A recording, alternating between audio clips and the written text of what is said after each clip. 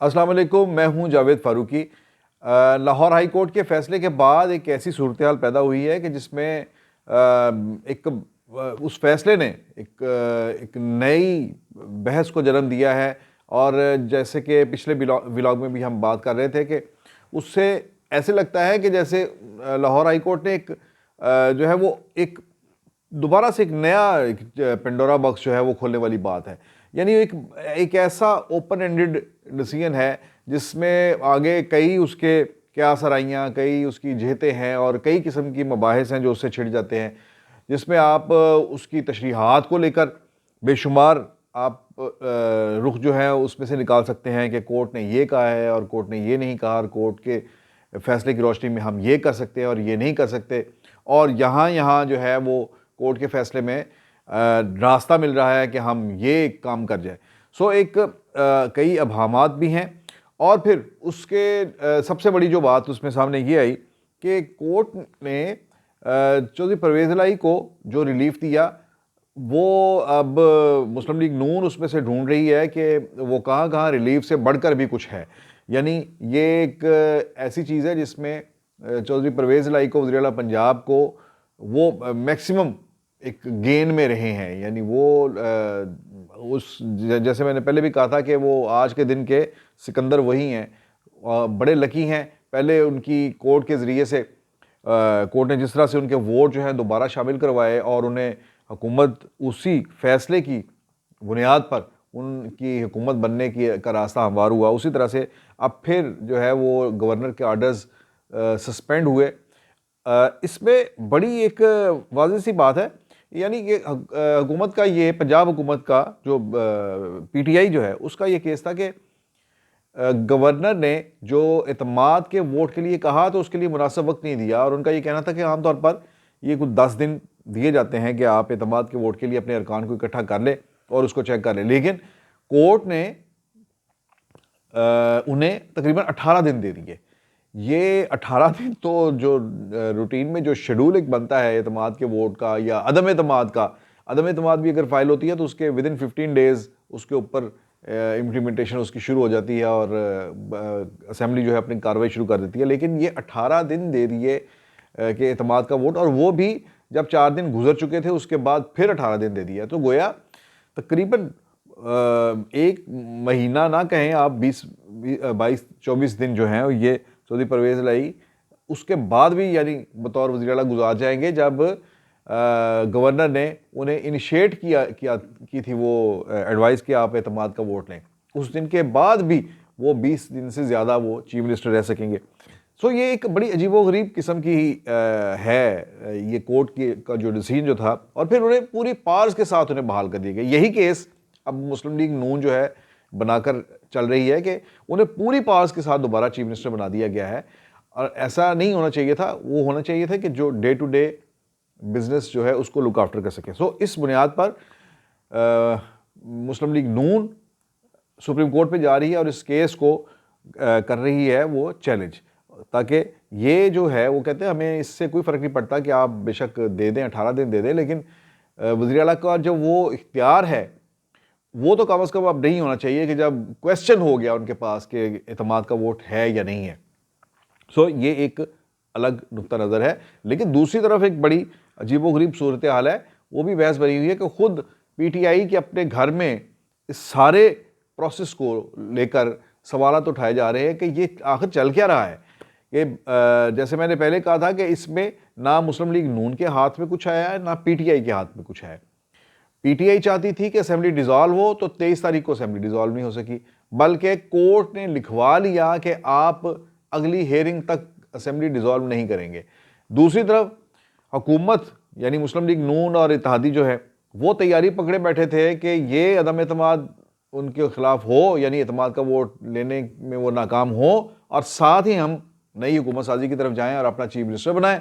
तो उस पर भी जो है वो बर्फ़ पड़ गई और कोर्ट ने वो जो सारी मनसूबाबंदी, वो तैयारियां, जो शेरवानियाँ एचके ने जो सिली हुई थी, वास्कटें जो सिली हुई थी, वो सारी की सारी वो धरी की धरी रह गई। तो सारे काम में जो थे वो बेनिफिशरी कौन निकले? वो चौधरी परवेज़ इलाही निकले कि वो दोबारा से पूरी पास के साथ अगले 18 दिन के लिए भी चीफ मिनिस्टर बन गए। बहरहाल ये एक बड़ा दिलचस्प खेल है जो चल रहा है इस वक्त, और अब तहरीक इंसाफ के अंदर ये बहस चल रही है कि अब किसी ना किसी तरह से ये एतमाद का वोट जो है ये करवा दिया जाए, और वो ये चाह रहे हैं कि अगर चौधरी परवेज़ लाई, या मैं आपको ये बताऊं कि ये भी एक बहस है, ये भी एक नुक्ता है जिस पे ये कहा जा रहा है कि कहीं ये बड़े तरीके से कोई फिक्स मैच तो नहीं चल रहा पीडीएम के अंदर और परवेज़ लाई के अंदर, जो क्योंकि मेरी भी कुछ लोगों से बात हुई, जो पीपल्स पार्टी के लोगों से भी बात हुई और मुस्लिम लीग नून के लोगों से भी आज बात हुई। राणा सनाउल्लाह आए हुए थे और हसन मुर्तज़ा भी आए हुए थे हमारे ऑफिस में, तो उनसे बात हुई तो मैंने कहा कि ये तो आपका जो है ये बहुत बड़ी डिफीट नहीं है कि आप जो एक प्लानिंग लेकर आए थे पंजाब के अंदर हुकूमत चेंज करने के लिए, ये कोर्ट के आर्डर ने वो तमाम प्लानिंग जो है उसको ख़त्म कर दिया है या ख़राब कर दिया है, और आपके लिए अपना चीफ मिनिस्टर लाना जो है वो मुश्किल कर दिया है, और चौधरी परवेज़ लाई को 18 दिन दे दिए।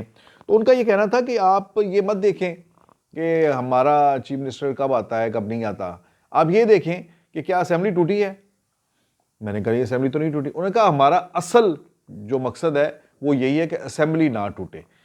सो असेंबली ना टूटे, अगर हम इस हद तक रहें, इस एक लाइन पर रहें, तो फिर तो बिलाशुबा ये पीडीएम की और चौधरी परवेज़ लाई की भी ये कामयाबी, क्योंकि वो भी बमागे दोहल कहते थे चौधरी परवेज़ लाई के, तो हम नहीं चाहते कि असेंबली टूटे। और मैं यहाँ आपको ये भी बताऊं कि खुद पीटीआई के अंदर कल जब इजलास ख़त्म हुआ पंजाब असेंबली का, तो उसके बाद पीटीआई के कई अरकान से, बहुत सीनियर अरकान, मैं यहाँ नाम नहीं लूँगा उनका क्योंकि ज़ाहिर है कि वो बड़ी बात जो है वो इस तरह से शेयर कर रहे थे कि पार्टी के अंदर की बात, और तो लेकिन बहुत ही सीनियर अरकान जो बिल्कुल जो कोर टीम है या कोर टीम के से उससे अगली लेयर में है, यानी जो बड़े पीटीआई मैन जिन्हें करार दिया जाता है, ऐसे लोगों के, उन्होंने भी कहा कि हमने, आपको मालूम नहीं कि ये जितनी भी मीटिंग्स हुई हैं अरकान पंजाब असेंबली के साथ और मुख्तलिफ इजला की सतह पर, तो हमने तो खुलकर बात की है खान साहब के सामने कि ये असेंबली नहीं टूटनी चाहिए